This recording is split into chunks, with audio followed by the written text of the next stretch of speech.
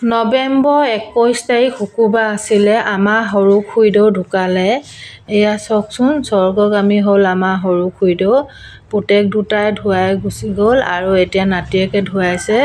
আমাৰ মাহ হালধি প্ৰথমতে ঘঁহি মেলিহে গা ধোৱা হয়। এতিয়া মাহ হালধিৰে নোৱাব লাগে ভালদৰে।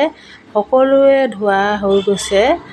অলপ অলপ পানী দি কিনি ধুৱাই দিছে মাহ হালধি ঘঁহি কিনি। তাৰপিছত ভালদৰে আমি কিজনী লগ লাগি ধুৱাই দিব লাগিব। আমি বোৱাৰীয়েক হয় যে।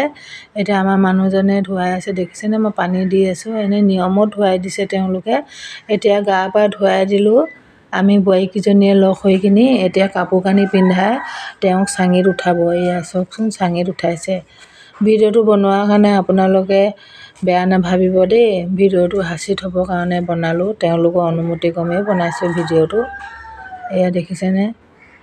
আমাৰ সৰু খুৰীদেউ হয়। কিমান মানুহৰ জীৱনটো দুৰ্দিনীয়া, কচুপাতৰ পানী বুলি কয় যে, সেইটোৱে আৰু। তেওঁলোকৰ নিজৰ বাৰীতেই থ'ব। জদাইদেউ মানে মোৰ শহুৰ দেউতা, তেওঁকো তাতেই থৈছে। একেলগতে দুই বুঢ়া বুঢ়ী থ'ব। এতিয়া লৈ গৈ আছে, দেখিছেনে?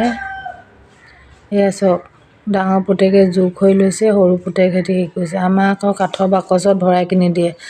আমি মানে চাওদাং বৰুৱা হয় ন, চাওদাং বৰুৱা পৰিয়ালত বোলে কাঠৰ বাকচত ভৰাই কিনিহে পুতে, মানে জুই নিদিয়ে, আমাক পুতে। তাকে আপোনালোকক অকণমান দেখুৱাইছোঁ কেনেকৈনো আমাৰ নিয়মখিনি কৰে, দেখিছেনে?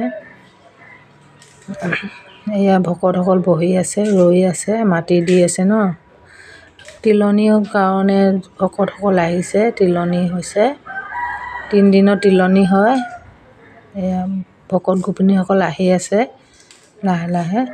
তাৰপিছত তিলনীৰ প্ৰসাদ দিছে, প্ৰসাদ বিতৰণ কৰি আছে গোপিনীসকলে। এয়া আপোনালোকক অকণমান দেখুৱাই